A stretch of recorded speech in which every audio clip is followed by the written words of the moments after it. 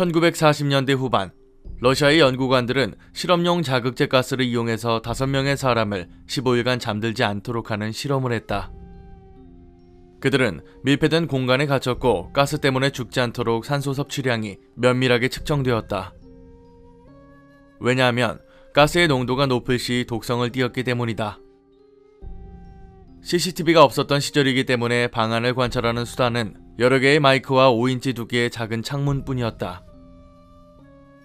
실험실 안에는 읽을 책, 잘 수 있는 간이 침상, 흐르는 물과 화장실, 한 달간 5명이 충분히 먹을 수 있는 음식이 구비되어 있었다. 실험 대상들은 2차 대전 기간의 반동분자로 지목된 정치범들이었다. 첫 5일간은 모든 것이 순조로웠다. 30일간 자지 않는 실험에 협조하면 석방될 것이라는 거짓 약속 덕분에 실험 대상들은 거의 불평하지 않았다. 그들의 대화 및 활동이 관찰되었는데 그들은 점점 더 과거의 충격적인 경험에 대해 이야기하기 시작했고 4일째부터는 대화의 분위기가 전반적으로 어두웠다. 6일째부터는 자신들을 지금에 이르게 만든 환경과 사건들에 대해 불만을 표출하며 심각한 편집증을 보이기 시작했다. 자기들끼리 대화하는 것을 멈췄고 돌아가면서 마이크와 그쪽에서는 거울로 보이는 창문에 대고 속삭이기 시작했다. 이상하게도 그들 모두 같이 갇혀있는 동지를 밀고 하면 연구관들의 신뢰를 얻을 수 있을 것이라고 믿는 것처럼 보였다.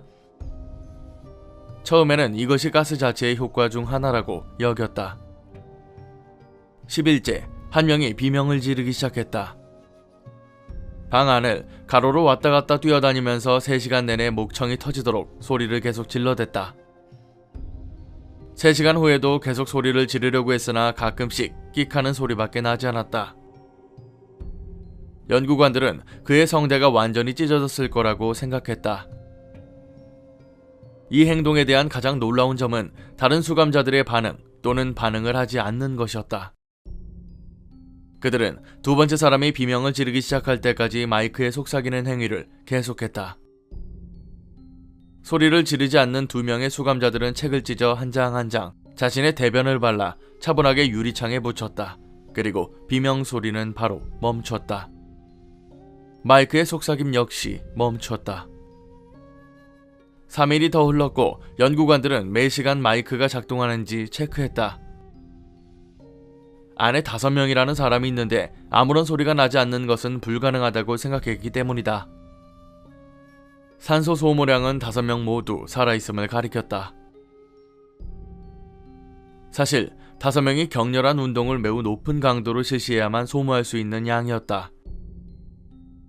연구관들은 원래는 수감자들의 반응을 이끌어낼 의도가 아닌 행동을 했다. 방 내부에 방송을 해서 수감자들에게 아무런 반응이라도 얻을 수 있기를 바랐다. 수감자들이 죽어있거나 식물인간 상태일까 두려웠기 때문이다. 마이크 점검을 위해서 문을 열 것이다. 문에서 물러나 바닥에 반드시 눕지 않으면 발포할 것이다. 협조해준다면 1명을 석방하겠다. 놀랍게도 차분한 목소리의 한 문장이 돌아왔다. 우리는 석방되기를 원치 않는다. 연구관들과 연구비를 지원하는 군인들 사이에서 논의가 시작됐다. 방송을 통해 더 이상의 반응을 얻어내는 것은 어려웠기 때문에 결국 15일째 자정에 방을 여는 것으로 결정했다. 방에 자극제 가스가 방출되고 신선한 공기가 채워지자 즉시 거부하는 목소리가 들려왔다. 3개의 목소리들이 가스가 마치 가족들의 목숨이라도 되는 듯 가스를 다시 틀어달라고 애걸하기 시작했다. 문이 열리고 실험 대상들을 회수하기 위해 군인들이 투입됐다. 그들은 이전보다 더 큰 소리로 비명을 지르기 시작했고 군인들 역시 방 안의 모습을 보고 비명을 질렀다. 5명 중 4명의 실험 대상은 살아있었지만 아무도 살아있는 상태라고 말하기는 어려웠다. 5일째 이후의 식량은 거의 손도 대지 않은 상태였다. 실험실 중앙의 배수구에는 죽은 실험 대상의 허벅지와 가슴에서 떼어낸 고깃 덩어리들이 쑤셔 박혀 있었고 바닥에는 4인치 깊이의 물이 고여 있었다. 이 물 중 정확히 어느 정도가 피인지 측정이 되지 않았다. 살아있는 4명의 실험 대상 역시 많은 양의 근육과 피부가 찢겨나가 있었다. 손가락 끝에 살이 떨어져 뼈가 드러나 있었으므로 몸의 상처들은 연구관들이 처음에 생각했던 치아가 아닌 손에 의한 것이었다.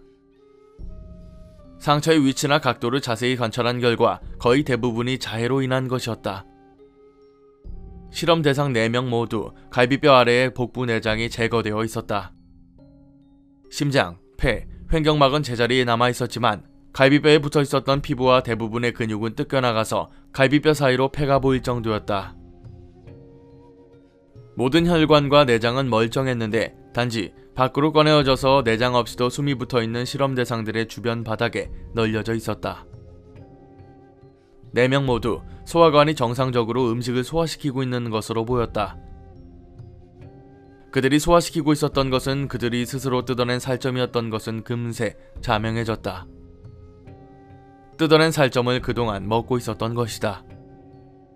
군인들은 대부분 연구소에 주도하던 러시아 특수부대였지만 실험 대상을 회수하러 실험실 내부로 들어가는 것은 대부분 거부했다. 실험 대상들은 방 안에 남고 싶다고 계속 소리쳤고 가스를 다시 틀어달라고 애원하다가 요구하기를 반복했다. 잠들지 않도록. 놀랍게도 실험 대상들은 실험실에서 끄집어내는 과정에서 격렬하게 저항했다. 러시아 병사 중 한 명이 목이 잡아 뜯겨 죽었다. 다른 한 명은 고환이 뜯겨나가고 실험 대상이 이빨에 의해 다리의 동맥이 절단당하는 중상을 입기도 했다. 다른 5명의 병사들 역시 이 과정에서 죽어나갔다.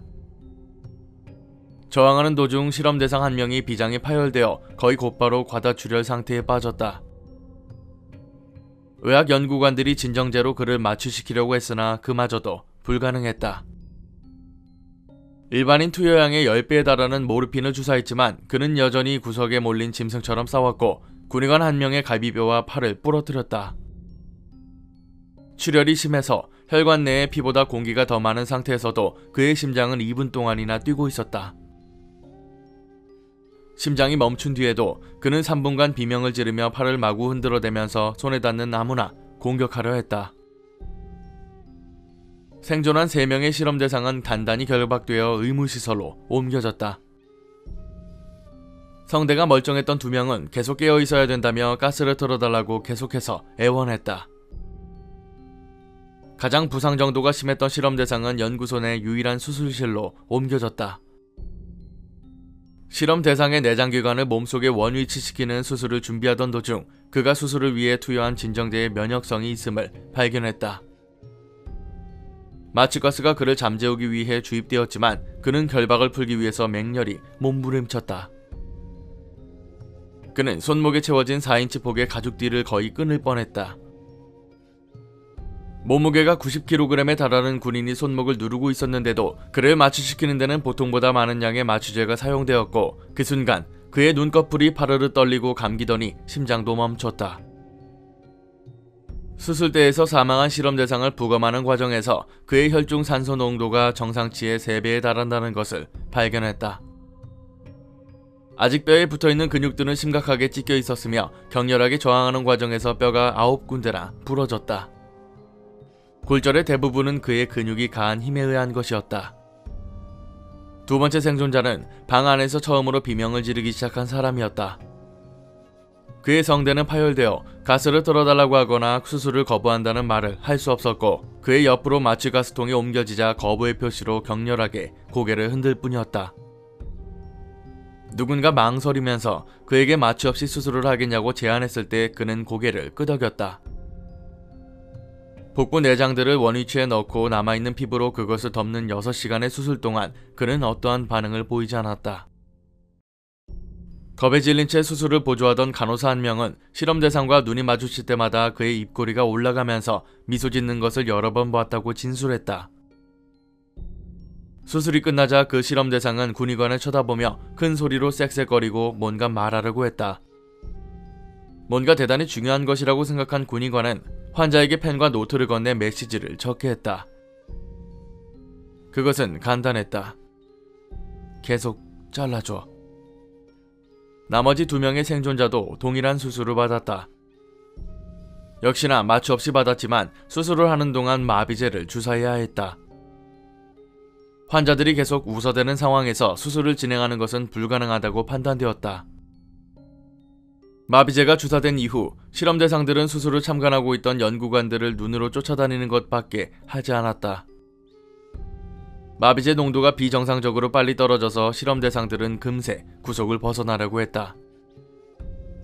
그리고 말을 할 수 있게 되자 자극제 가스를 요구하기 시작했다. 연구관들은 왜 자해를 했는지 물어보려고 했다. 왜 스스로의 장기를 뜯어냈고 왜 가스를 다시 원하는지.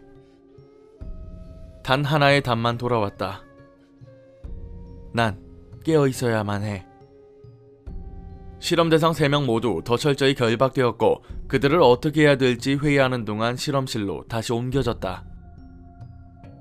군의 후원자들의 실험 목표를 달성하지 못했다는 분노에 맞닥뜨린 실험관들은 생존자들을 안락사시키는 것을 고려했다. 반대로 KGB 출신의 지휘관은 가능성을 보았는데 자극제 가스를 다시 틀 경우 어떤 일이 일어나는지를 보고 싶어 했다. 연구관들이 강하게 반대했지만 묵살되었다. 실험실로 들여보내기 전 실험 대상들은 이지 측정기를 착용하였고 장시간의 감금을 위해서 구속구가 채워졌다. 매우 놀랍게도 자극제 가스를 다시 틀어준다는 이야기를 듣자마자 3명 모두 저항을 멈췄다. 이 시점에서 그들이 깨어있기 위해서 발버둥을 치고 있었던 것이 확실해졌다. 말을 할 수 있었던 실험 대상 중 한 명은 지속적으로 큰 소리로 콧노래를 불렀고 성대가 파열된 실험 대상은 다리에 채워진 가죽 결박을 온 힘을 다해 밀어내고 있었다. 처음에는 왼쪽, 그리고 오른쪽, 그리고 다시 왼쪽, 이렇게 무언가를 집중하려고 했다. 마지막 실험 대상은 손으로 자기 머리를 베개에서 들어올린 채 아주 빠르게 눈을 깜빡이고 있었다. 이지 측정기를 착용시킨 첫 실험 대상은 그였다. 연구관들은 놀라움 속에 그의 뇌파를 관찰하고 있었다. 신호는 대부분 정상이었지만 가끔 알 수 없는 이유로 일직선을 그렸다. 마치 그는 반복적으로 뇌사에 빠졌다가 정상으로 돌아오는 것 같았다. 연구관들이 뇌파 측정기가 뱉어내는 종이에만 집중하고 있을 동안 한 명의 간호사가 그의 머리가 베개에 닿는 순간 그의 눈이 내려감기는 것을 발견했다. 그의 뇌파는 즉시 깊은 수면 상태로 바뀌었고 심장이 정지함과 동시에 마지막으로 일직선을 그렸다. 이제 유일하게 말을 할 수 있었던 실험 대상은 당장 실험실로 들여보내달라며 소리치기 시작했다. 그의 뇌파는 방금 잠들어서 사망한 실험 대상의 뇌파와 똑같이 간헐적으로 정지하고 있었다. 지휘관은 2 실험 대상 및 3명의 연구관이 안에 있는 상태로 실험실 문을 닫으라고 명령했다. 3 연구관 중 1명이 즉시 총을 꺼내 지휘관의 눈 사이를 날려버렸고 총구를 성대가 파열된 실험 대상으로 돌려 그의 뇌도 날려버렸다. 그는 침대에 여전히 결박되어 있는 마지막 실험 대상에게 총을 겨눴다. 나머지 의료 및 연구진은 대피했다. 절대로 이것들과 같이 갇힐 수 없어. 절대로. 그는 테이블에 묶여있는 남자에게 소리쳤다. 실험 대상은 미소를 지으며 말했다. 우리는 너야. 너희 모두 속에 숨어있는 광기야. 너의 깊은 동물적 본능 속에서 매 순간순간 풀어달라고 애원하지. 너희가 매일 밤 침대 속에서 감추려고 하는 그거야. 너희가 밤에 안식처, 우리가 발을 들여놓을 수 없는 그곳으로 들어갈 때 침묵과 마비 속으로 마주시키는 그거야. 연구관은 잠시 멈췄다. 그리고 실험 대상의 심장을 향해 발포했다. 이지가 일직선을 그렸고 실험 대상은 미약하게 읊조렸다. 이제 거의 자유다. 이야기는 여기서 끝이 납니다. 여러분에게 어떻게 들리셨는지는 모르겠지만 내용만 봤을 때는 재밌으면서도 매우 섬뜩합니다. 다만 제가 산통을 깰 것 같은데요. 이 이야기는 사실은 아닙니다. 러시아에서 이런 실험을 한 적도 없었고요. 그냥 크리피파스타에 등장한 창작 괴담이니까 너무 심취하실 필요는 없습니다. 15일이 지나고서 나타난 실험체의 모습이라고 하는데요. 사실 이것도 그냥 할로윈 파티용으로 만들어진 것일 뿐 절대 실험체는 아니니까 오해 마셔요. 오늘 강의는 여기까지입니다. 재밌게 봐주셨다면 공포학과에 입학 부탁드립니다. 공포학과 M교수였습니다.